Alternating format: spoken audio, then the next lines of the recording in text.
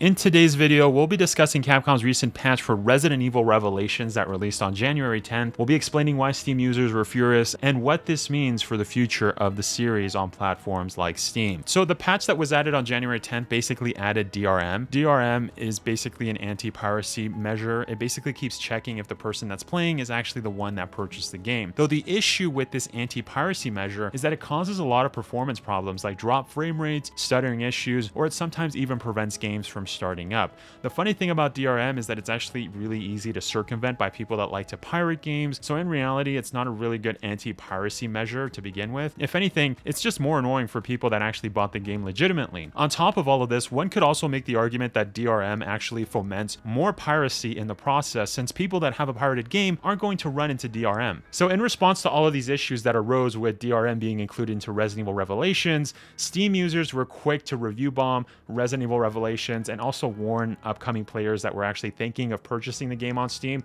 So we're actually going to look at a couple of those comments. Yeah, so somebody actually today wrote, "Nice move, Capcom." Another comment actually stated, "Capcom is adding a mod blocking DRM that is also known to cause performance issues to this 10-year-old game and to other of their games. This is a stomach-churning behavior and no one should reward nor tolerate this." Another person actually states, "DRM that breaks mods for a game with broken DLC. Very classy, Capcom. Don't even bother buying this game if they continue on with this crap, because it'll just be broken experience altogether with poor implementation of the DRM on top of missing content." Another thing is that, I'll be honest, it might not be as good as the OG trilogy, but it sure was fun to play. My issue is what I've heard with the whole fiasco with DRM. I don't want to have issues with my PC, which is why I'm changing my yes to a no.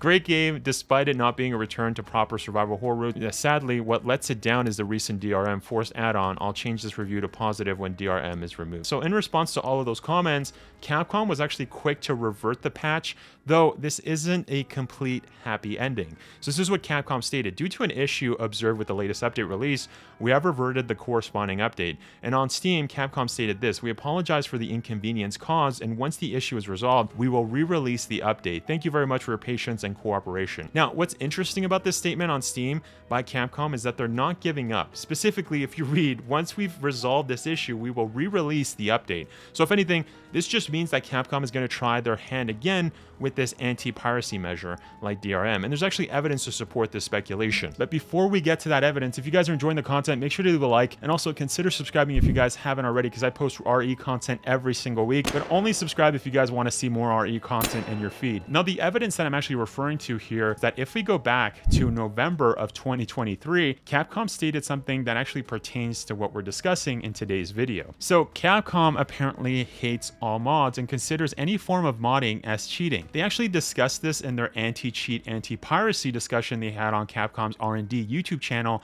back in November of 2023. In that meeting, one Capcom programmer by the name of Taro Yahagi explained, while some players may love mods and the possibility that they afford, they should actually be frowned upon. Mods are popular with users because they allow them to add or change various features to an existing game. Yahagi said, "When you think about mods in this way, what they do internally to a game isn't that different from cheating. Some may even cause a company reputational damage. For the purpose of anti-cheat and anti-piracy, all mods are defined as cheats. That is to say that mods that are not officially supported by the game are impossible to distinguish from cheat tools implementation-wise," Yahagi said. So since Yahagi stated this in a Capcom meeting, it seems Capcom is clearly taking Yahagi's views on modding as fact. It's not a surprise that DRM has been implemented, since DRM is something that investors love to hear about for games. And if Capcom is equating modding as cheating, then this could be the first of many problems to come in the foreseeable future. So at the end of the day, do I think that Capcom is done with, these types of measures?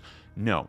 I think Capcom is going to continue doing stuff like this until they're satisfied. I also think Yagaki's definition here doesn't really make sense, especially when trying to define both cheating and mods equally solely on the fact that they're indistinguishable for a programmer, in this case himself, to identify. So this argument doesn't hold up, since just because it might be indistinguishable for one person to recognize if a line of code is a mod or the real thing, it doesn't automatically make it a cheat. The definition for a cheat is to act dishonestly or unfairly in order to gain an advantage. advantage, especially in a game or examination. Using this definition, I don't really understand why that programmer was making it sound like any mods is equal to cheating, since that mod could just be a line of code that changes a character's appearance, which wouldn't give any advantageous benefit. On top of all this, mods are always marketed as mods and they always specify what the mod does, so it's not something that's deceptive, surprising, or unfair. So again, it doesn't fit the definition of cheating. Since as mentioned, it all depends on the specific mod. Since not all mods give an advantageous benefit to the player, some mods make the game way harder. The other counter argument that I would actually use is, why does Resident Evil need any of this? RE is a single player game. No one is playing Capcom's RE multiplayer games, so the only games where mods should be policed, in my opinion, should be games that are multiplayer. But when it comes to single player, like why bother? It doesn't make any sense. I think Yagaki's definition of mods and equating that to cheating is something that could definitely have more negative impacts for PC players, especially on Steam. If you guys enjoyed this news video, then make sure to click this video right here where we actually discussed potential future remakes of Resident Evil. Anyways, I'm actually going to stay here and freeze because you know what? It's minus 40 degrees here, and that's actually Celsius and Fahrenheit. Anyways, guys, thank you so much for watching.